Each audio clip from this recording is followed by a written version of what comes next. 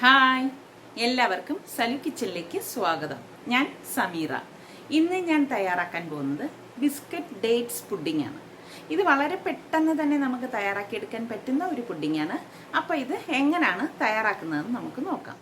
ഈ ഒരു പുഡിംഗ് ഉണ്ടാക്കാൻ വേണ്ടിയിട്ട് ഞാനിവിടെ ഒരു 15 ഡേറ്റ്സ് എടുത്തിട്ടുണ്ട്. അപ്പോൾ ഇതൊന്ന് സോഫ്റ്റ് ആവാൻ വേണ്ടിയിട്ട് ഞാൻ ഇതിലേക്ക് കുറച്ച് തിളച്ച വെള്ളം ഒഴിച്ചിട്ട്, ഏകദേശം ഒരു 1/4 കപ്പ് തിളച്ച വെള്ളം കേട്ടോ, കൂടുതൽ ഒഴിക്കരുത്, ഒഴിച്ചിട്ട് ഒരു 10 മിനിറ്റ് കഴിഞ്ഞിട്ട് ഈ ഡേറ്റ്സ് ഇതിൽ നിന്ന് എടുത്തിട്ട് ഒന്ന് അരച്ചെടുക്കും. ഇത്രയും മതിയാകും. ഇത് മുങ്ങിക്കിടക്കത്തക്ക രീതിയിൽ തിളച്ച വെള്ളം തന്നെ ഒഴിക്കണം. എന്നിട്ടൊരു 10 മിനിറ്റ് കഴിയുമ്പോഴേക്കും ഇത് സോഫ്റ്റ് ആകുമ്പോഴേക്കും ഇതിൻ്റെ സീഡൊക്കെ മാറ്റിയിട്ട് ഇത് നന്നായിട്ടൊന്ന് പേസ്റ്റ് പോലെ അരച്ചെടുക്കാം. ഇതിവിടെ ഒരു 10 മിനിറ്റ് ആയപ്പോൾ തന്നെ ഞാൻ ഇതിൻ്റെ കുരുവെല്ലാം മാറ്റിയെടുത്ത് വെച്ചിട്ടുണ്ട്. 1/4 കപ്പ് വെള്ളം മാത്രമേ എടുക്കാവൂ കേട്ടോ. ഒരുപാട് വെള്ളം ആയിപ്പോരുത്. ഒരുപാട് വെള്ളം ആയിപ്പോയി കഴിഞ്ഞാൽ വല്ലാതെ ലൂസായിപ്പോവും.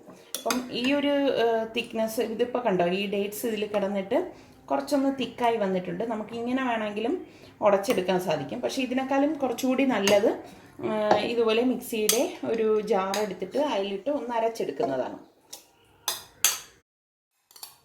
ഈ ഒരു നമ്മൾ ഇത് സോക്ക് ചെയ്ത് വെച്ചിരിക്കുന്ന ആ വെള്ളത്തിൽ തന്നെ നമ്മളിത് അരച്ചെടുക്കണം. 10 മിനിറ്റ് കഴിയുമ്പോഴേക്കും ഇത് ഈ ഡേറ്റ്സ് വെച്ച് യോജിച്ച് ഇതുപോലെ ഇരിക്കും.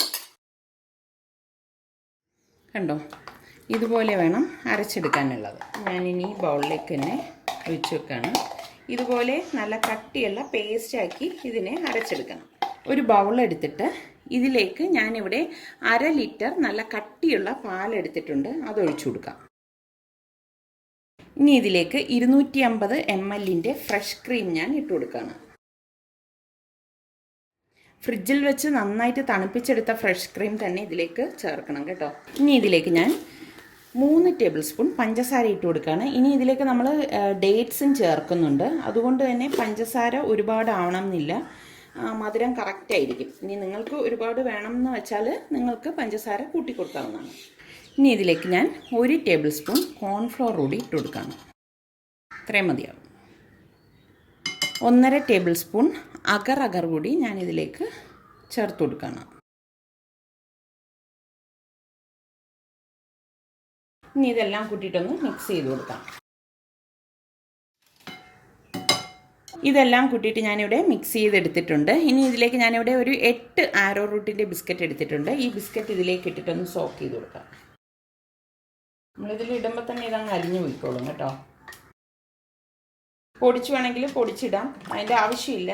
ഇത് പെട്ടെന്ന് തന്നെ ഇത് പാലുമായിട്ട് മിക്സ് ആയിക്കോളും. ബിസ്ക്കറ്റ് ആയതുകൊണ്ട് തന്നെ പെട്ടെന്ന് ഇതിൽ കിടന്ന് ഒന്ന് അലിഞ്ഞോളും. കണ്ടോ, നമ്മളിതൊന്ന് ഇളക്കി കൊടുത്താൽ മതി. നിങ്ങൾക്ക് പെട്ടെന്ന് തന്നെ തയ്യാറാക്കണമെങ്കിൽ ബിസ്ക്കറ്റ് ഒന്ന് പൊടിച്ച് ചേർത്താലും മതിയാവും. ഇനി നമ്മൾ ഈ കുതിർത്ത് അരച്ചു വെച്ചിരിക്കുന്ന ഡേറ്റ്സിൻ്റെ പേസ്റ്റ് ഇതിലേക്ക് ഇട്ടിട്ട് ഇളക്കി കൊടുക്കാം. ഇതെല്ലാം കൂട്ടിയിട്ട് നന്നായിട്ട് ഇത് മിക്സ് ചെയ്ത് യോജിക്കത്തക്ക രീതിയിലൊന്ന് ഇളക്കി കൊടുക്കണം. ഇതിവിടെ എല്ലാം കൂടി നന്നായിട്ട് മിക്സ് ആയിട്ടുണ്ട്.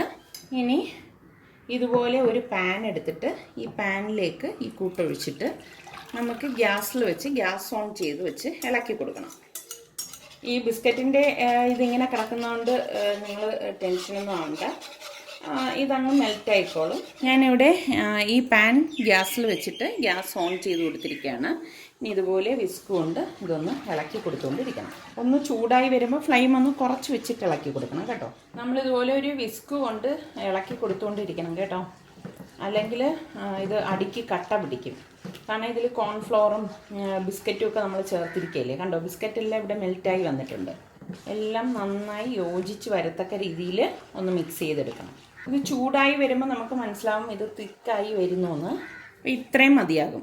അതായത് ഒന്ന് തിള വരുന്ന ആ സമയത്ത് നമുക്കിത് ഓഫ് ചെയ്യാം. കണ്ടോ, ഇതാണ് ഇതിൻ്റെ ഒരു തിക്നെസ്. ഞാനിത് ഓഫ് ചെയ്തിട്ട് നമുക്ക് ഇത് ബൗളിലേക്ക് ഒഴിച്ചു വെക്കാം. ഇത് സെറ്റ് ചെയ്യാൻ വേണ്ടിയിട്ട് നമുക്ക് ഏത് ബൗളിലാണോ ഒഴിക്കേണ്ടത് ആ ബൗൾ എടുക്കണം. എടുത്തിട്ട് ഇത് ചൂടോടുകൂടി തന്നെ ഒന്ന് ഇളക്കിയിട്ട് ഇതിലേക്ക് ഒഴിച്ചു കൊടുക്കണം.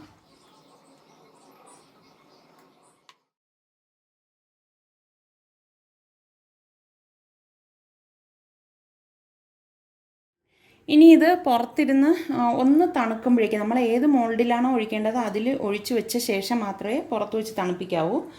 ഏകദേശം ഒരു അരമണിക്കൂർ കഴിയുമ്പോൾ ഞാനിതെടുത്ത് ഫ്രിഡ്ജിലേക്ക് മാറ്റും. ഫ്രീസറിലല്ല, ഫ്രിഡ്ജിലാണ് വെക്കുന്നത്. ബാക്കിയിരിക്കുന്നത് ഞാൻ ഇതുപോലെ ഒരു കണ്ടെയ്നറിലേക്ക് ഒഴിച്ചു കൊടുക്കുകയാണ്. ഇനി ഈ കണ്ടെയ്നറും ഒന്ന് തണുത്ത ശേഷം ഞാനിത് അടച്ച് ഫ്രിഡ്ജിലേക്ക് മാറ്റും. ഫ്രിഡ്ജിൽ വെച്ചൊരു 3-4 മണിക്കൂർ കഴിയുമ്പോഴേക്ക് ഇത് സെറ്റാവും. അത് കഴിഞ്ഞ് ഞാൻ കാണിച്ചു തരാം എങ്ങനെ ഇരിക്കുന്നു എന്ന്. ഇത് ഞാൻ ഫ്രിഡ്ജിൽ നിന്ന് എടുത്തിരിക്കുന്ന പുഡിങ്ങാണ്. ഇനി ഇതൊരു പ്ലേറ്റിലേക്ക് മാറ്റാം.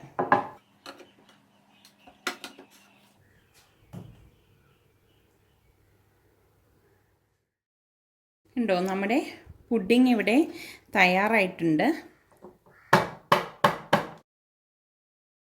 ഞാനിവിടെ എഡിബിളായിട്ടുള്ള ഷുഗർ ബോൾസ് എടുത്തിട്ടുണ്ട്. ഇത് കുറച്ച് ഇതിൻ്റെ മുകളിലിട്ടൊന്ന് ഡെക്കറേറ്റ് ചെയ്യുകയാണ്. ഇതുപോലെ നമുക്ക് ഇഷ്ടമുള്ള ഷേപ്പിൽ നമുക്ക് ഇത് സെറ്റ് ചെയ്ത് എടുക്കാവുന്നതാണ്.